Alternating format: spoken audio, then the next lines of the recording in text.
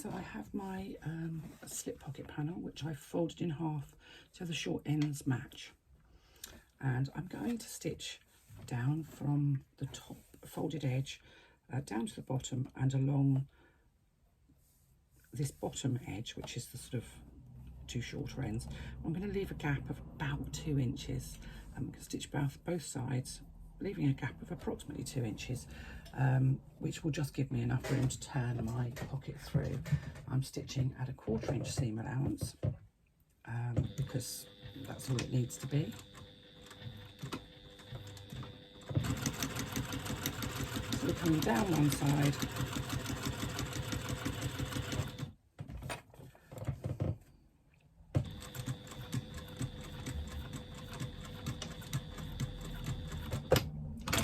and along the bottom there. I'm going to do the same on the other side, so just a few back stitches at the beginning and the end to make sure that I'm not sure sewing with flip is the right way forward. I don't think like I've got as much control.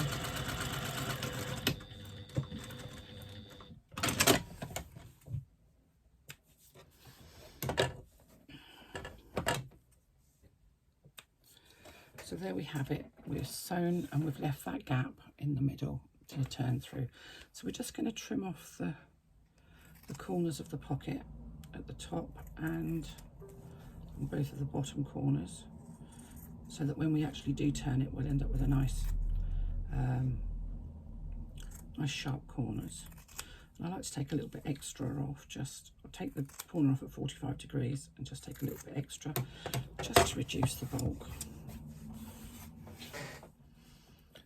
Then we're going to turn the pocket through.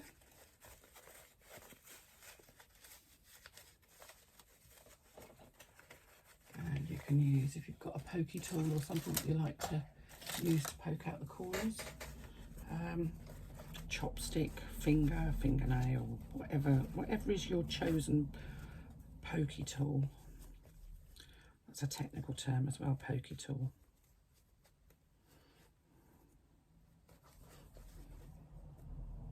Do be careful though. I'm going to do what I just did, literally poke straight through.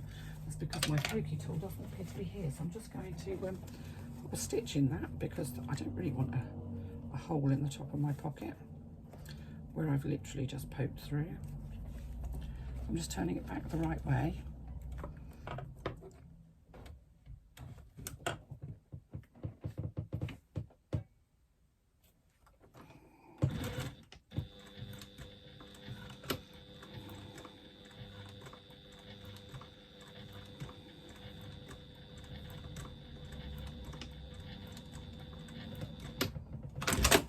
There we go. So even the best of us do it. I'm still going to go in with that because that's the tool that I like to use, but I think I probably had it around the wrong way.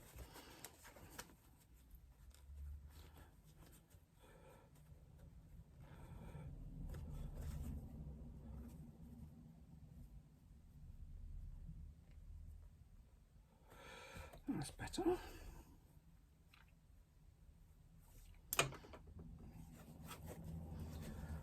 I do have a little thing that's actually designed for pushing out corners, but where I put it, nobody knows.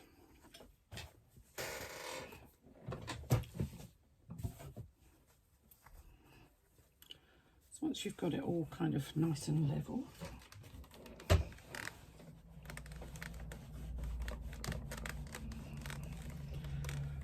just roll the seams on the sides and the top between your finger and thumb, just to get it nice and square, and make sure that if you get hold of those two bottom corners and give it a little tug, the seam allowance where you've left that gap should just turn in on itself. If it doesn't, you can just fold it in carefully, making sure that it's folded straight, because sometimes you end up with a sort of a kind of a concave curve at the bottom of your pocket, which is a little distracting. Not that anybody can see it at the bottom of a bag, but you know it's there. I've had more than one where I've just been bothered by it, even though I can't see it anymore. So once we've got that all nice and folded, I'm just going to top stitch along the top edge, which is the edge that is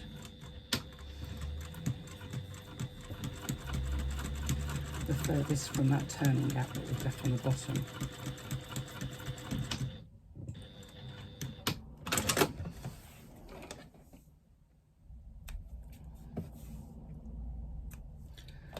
And there we are, one pocket.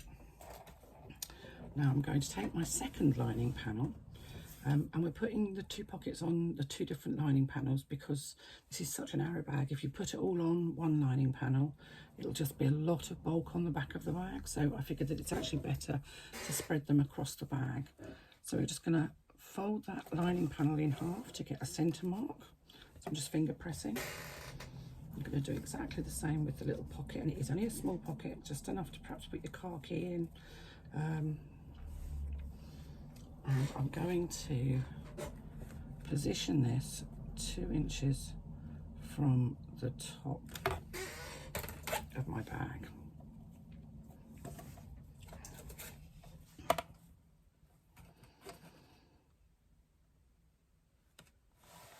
That's quite right, that's okay. That's because I've got such a small, I've got a bigger pocket than the pocket that you've got in the pattern, because I wanted it slightly deeper because I know exactly where I'm going to put what I'm going to put in it. So I've actually raised my pocket up a little. So I'm just going to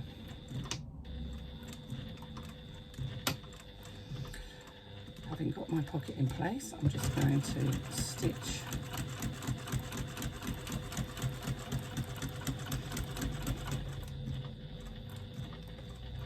down the side.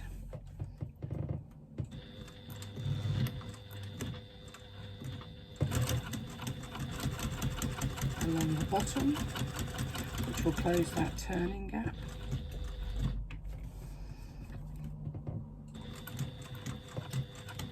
And up the other side.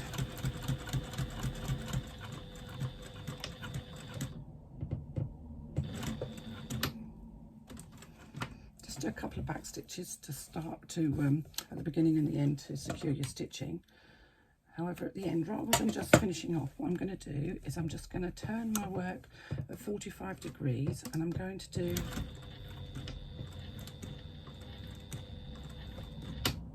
a couple of stitches to create this little triangle in the corner.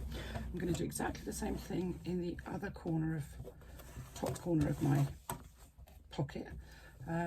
This is a stress point on all slip pockets, so adding that little triangle of stitching just strengthens those corners and stops the corner of the pocket from ripping the lining of your bag. And yes, that does happen. So there we go, there is your slip pocket. I will come back and show you how to join them all together.